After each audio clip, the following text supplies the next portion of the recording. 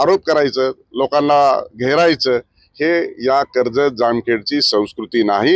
एक यश नगरपंचायत कर्जतमध्ये मिळवलं होतं, ते देखील कायदा आणि पोलीस आणि प्रशासन हातात घेऊन त्यांनी ते मिळवलं होतं। महाविकास आघाडीची त्रयदा त्रिपट झालेली आहे आणि निश्चित स्वरूपामध्ये या निवडणुकीच्या माध्यमातून बोध घेण्याची आवश्यकता आहे आणि चिंता करण्याची गरज आहे। नगराध्यक्ष पदाच्या भारतीय जनता पार्टीचे उमेदवार सौभाग्यवती प्रांजलताई अमित चिंतामणी या विक्रमी मताने 3631 मताचं मताधिक्य घेऊन नगराध्यक्ष झालेले आहेत आणि 24 पैकी 15 नगरसेवक देखील निवडून आलेले आहेत। मी प्रथमतः जामखेड आणि जामखेडच्या उपनगरातील जनतेचं मनापासून आभार मानतो आणि त्यांनी जो काही हा जनाधार दिला आहे, त्या जनाधाराबद्दल जे काही वचननाम्यामध्ये आम्ही सांगितलेलं आहे, ते वचननामा पूर्ण करण्याची सुद्धा या निमित्तानं मी ग्वाही देतो।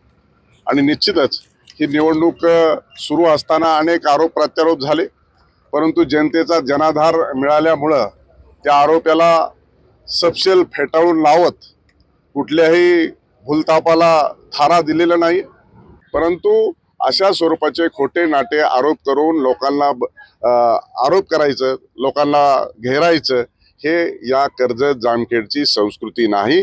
सपशेल रोहित पवारांना 2019 नंतर एकाही निवडणुकीमध्ये यश मिळवता आलेलं नाही। एक यश नगरपंचायत कर्जतमध्ये मिळवलं होतं, ते देखील कायदा आणि पोलीस आणि प्रशासन हातात घेऊन त्यांनी ते मिळवलं होतं। ते देखील सगळे लोक माझ्याकडे आलेत, आज तागायत या मतदारसंघात त्यांना सार्वत्रिक निवडणुकीत एकातही यश मिळवता आलेलं नाही।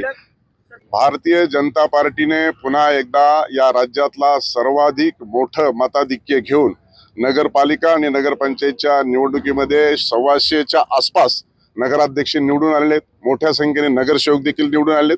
पुन्हा एकदा विश्वास हा देशाचे आदरणीय पंतप्रधान नरेंद्रजी मोदी आणि राज्याचे माननीय मुख्यमंत्री देवेंद्रजी फडणवीस यांच्यावरती विश्वास व्यक्त करत भारतीय जनता पार्टीला मोठं मताधिक्य हे राज्यामध्ये दिलेलं आहे। मला वाटतं महाविकास आघाडीची त्रयदा त्रिपट झालेली आहे आणि निश्चित स्वरूपामध्ये या निवडणुकीच्या माध्यमातून बोध घेण्याची आवश्यकता आहे आणि चिंता करण्याची गरज आहे।